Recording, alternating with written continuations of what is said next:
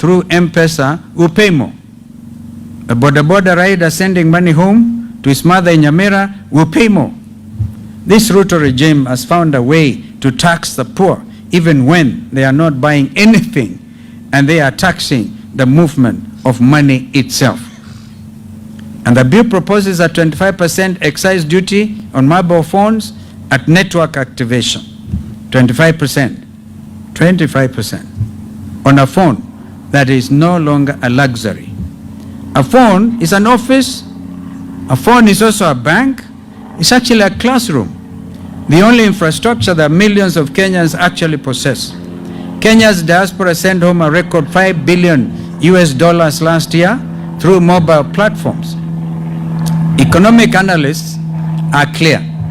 They tell us these taxes will reduce remittance volumes.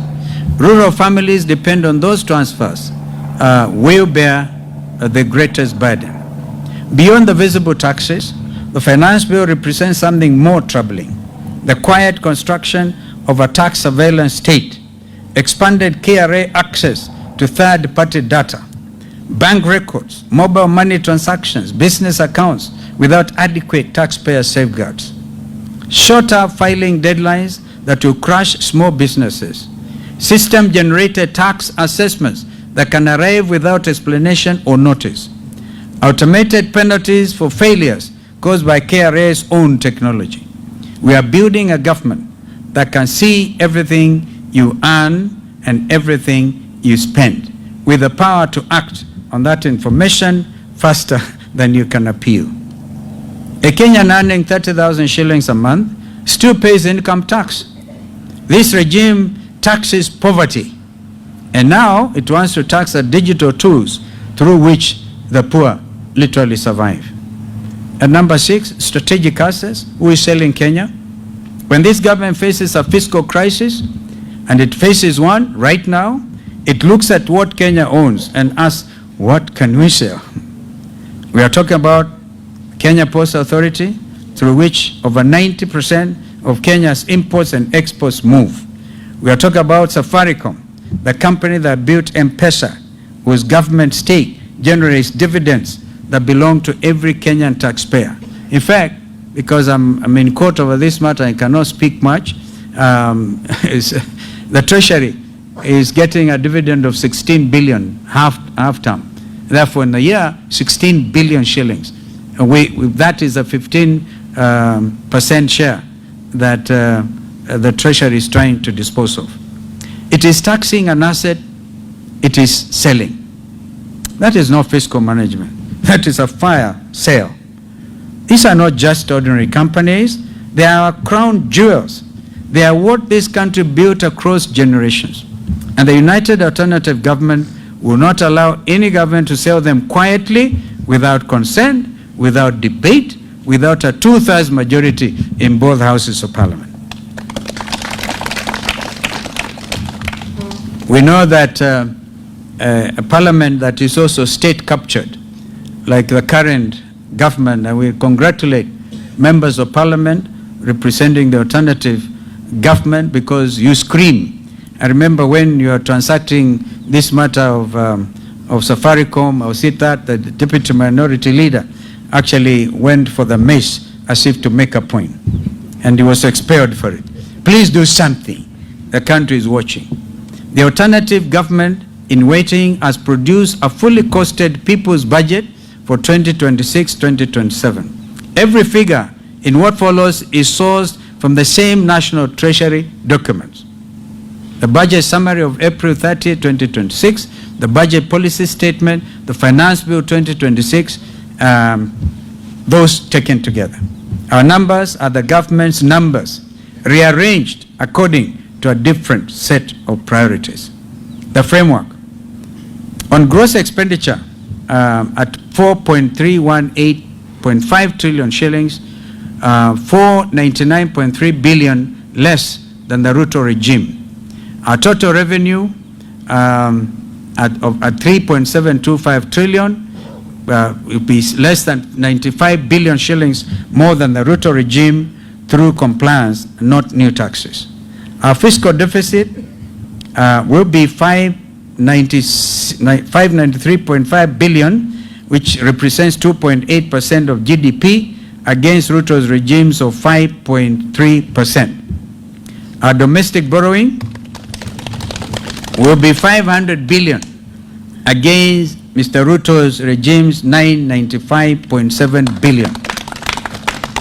We shall have the pressure on treasury bill rates and private sector credit in 1 year. We shall restore the development expenditure ratio from the Ruto regime's unconstitutional 29%, that is a statutory breach of the PFM Act, that's Public Finance Management Act, minimum floor to 33.5%. The children who will inherit this country deserve a government that invests in their future, not merely that services the debts of the past. On education, we shall fully fund free primary education at the statutory 1,420 shillings per pupil per year, closing the 18 billion gap documented in the budget policy statement. We shall fully fund free day secondary education at the statutory 22,244 shillings per student per year, closing the 28.4 billion capitation shortfall under this budget of Mr. Ruto. We will fund JSS capitation in full, and we shall revamp the Kenya school equipment. Total education allocation will be 737.3 billion shillings against the current regime's 668.3 billion. We will cut 22.4 billion shillings from the ministry's 112 billion administrative overhead and redirect every shilling to our children.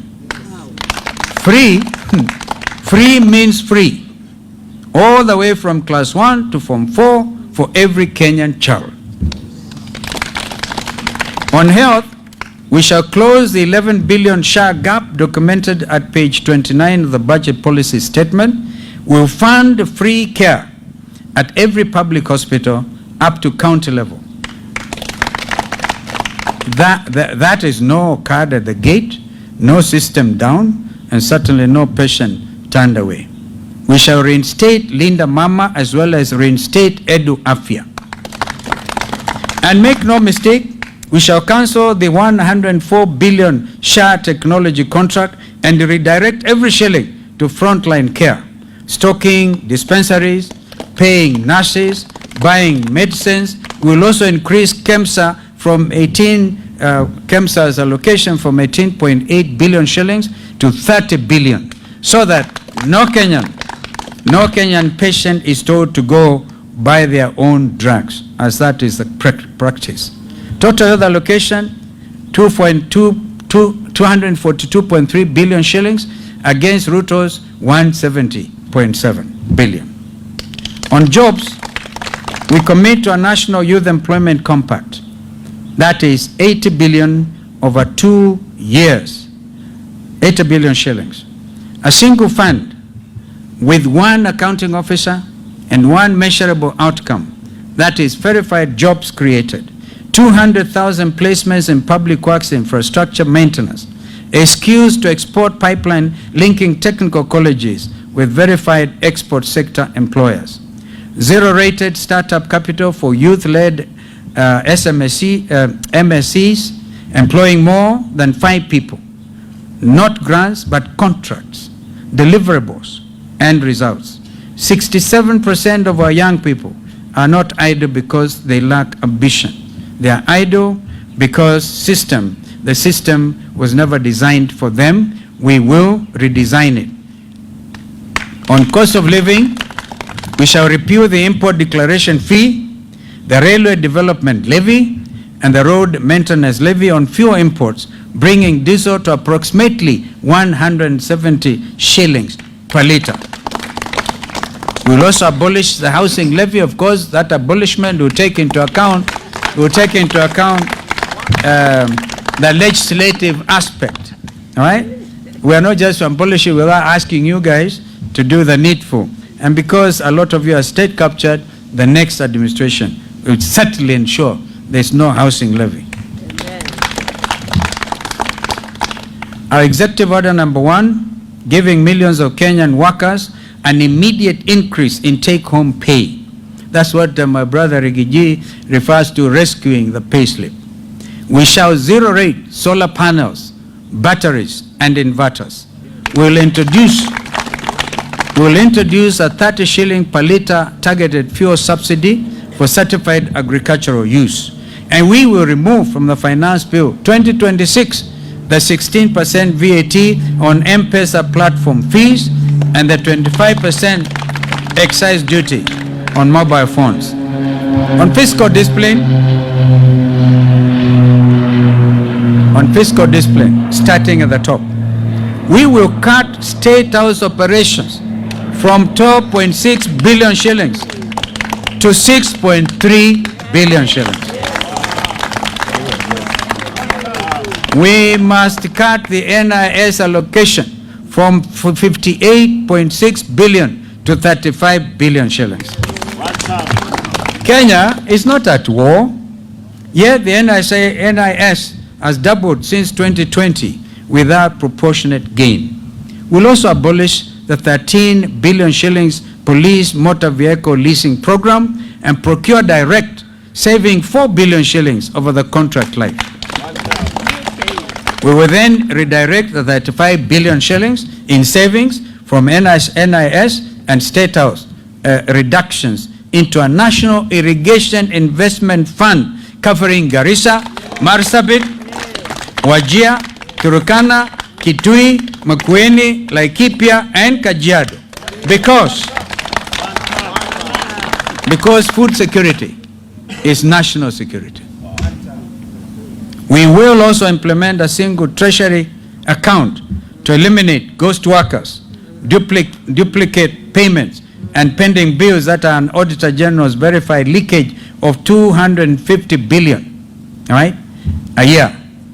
And we must congratulate the Auditor General, because there are two ladies I personally respect, the Controller of Budget and the Auditor General. Two ladies who have stood strong in the interest of the Kenyan people. Every contract requires confirmed exchequer backing before work begins. Any accounting officer with an adverse Auditor General report must step aside immediately. Now you may ask, where does the money come from? I'll tell you. 200 billion shillings from the structured sale of stored affordable housing projects at market value.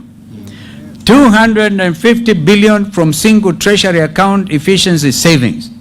90 billion shillings from a simplified flat 7.5% rental income tax on large landlords currently evading through complexity.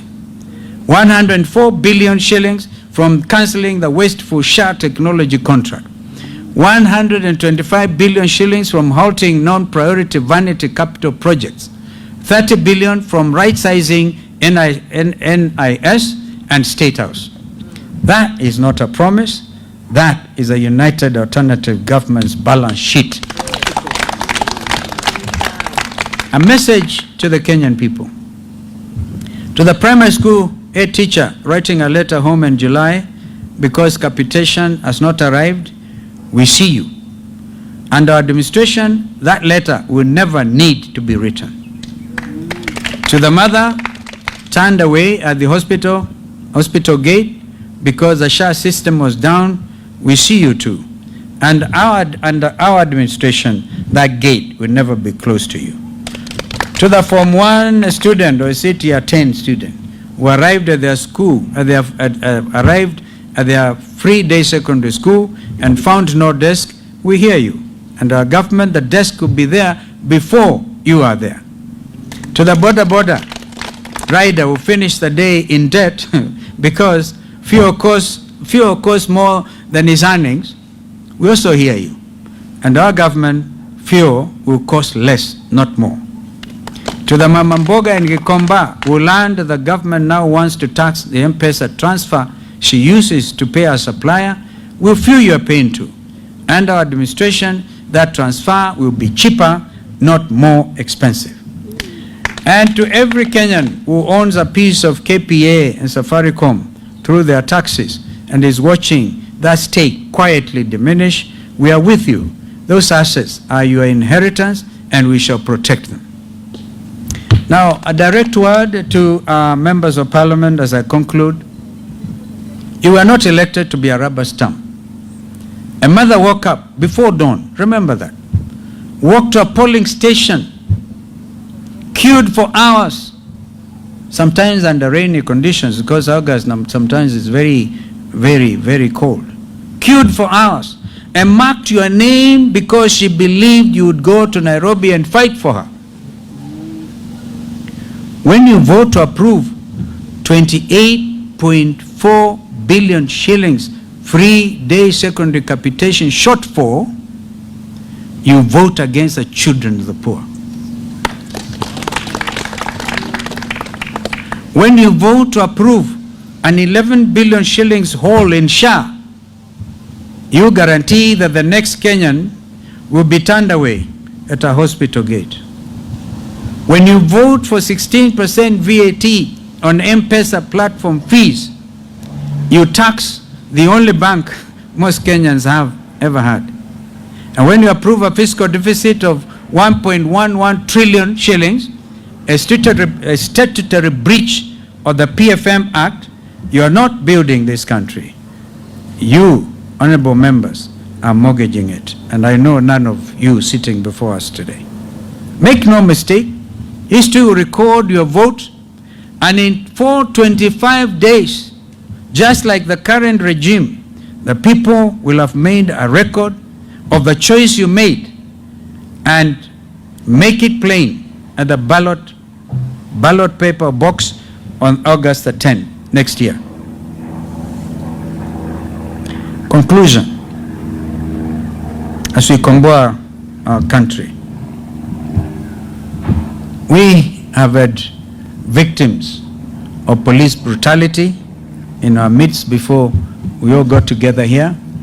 We all remember Rex Masai was the first one to fall when he was shot at the leg. And June the 25th is around the corner. I have confirmed from Honorable Makali Mulu, and I share that with Bernard Kavuli and his colleagues, including their advocates, that some 2 billion shillings is already in the budget but under office of the president. Would have preferred if that money went directly to the Kenya Human Rights Commission. And then, even then, it's not even sufficient. We Kenyans expect it's not enough. Like, I really congratulate my brother Rigiji for saying he is not in need of 50 million shillings for a breach caused on his own rights under the law, under the Constitution. So it is very easy for this administration to think by paying 2 million shillings to a family whose son was felled by a police bullet, you have done justice. Kenyans deserve and they demand justice. The perpetrators of those heinous crimes, even as we speak, this police continues to perpetuate those abrogations of our Constitution. Did we not hear yesterday in Laikipia, and people like Laikipia, we hear you, my colleagues will speak to you about that you're importing Ebola, and then we kill. Even when our people peacefully demonstrate, you kill them. Can you imagine a regime that arrests a Chief Justice Emeritus? We will be organizing massive demonstrations to protect the Nairobi National Park. So it is not just Chief Justice Maraga, whom they tried to harass yesterday. So we stand in solidarity. We want this money paid, the 2 billion, paid on or before the 25th of June. There should be no prevarication about this. After all, William Ruto himself announced he has a list of those supposed to be beneficiaries. And so we want Kenyans to remain alert and fully cognizant of the fact we are at a crossroads. And I thank you. Tomorrow, what you have read, this is an abridged version. The whole text will appear in the local print media tomorrow.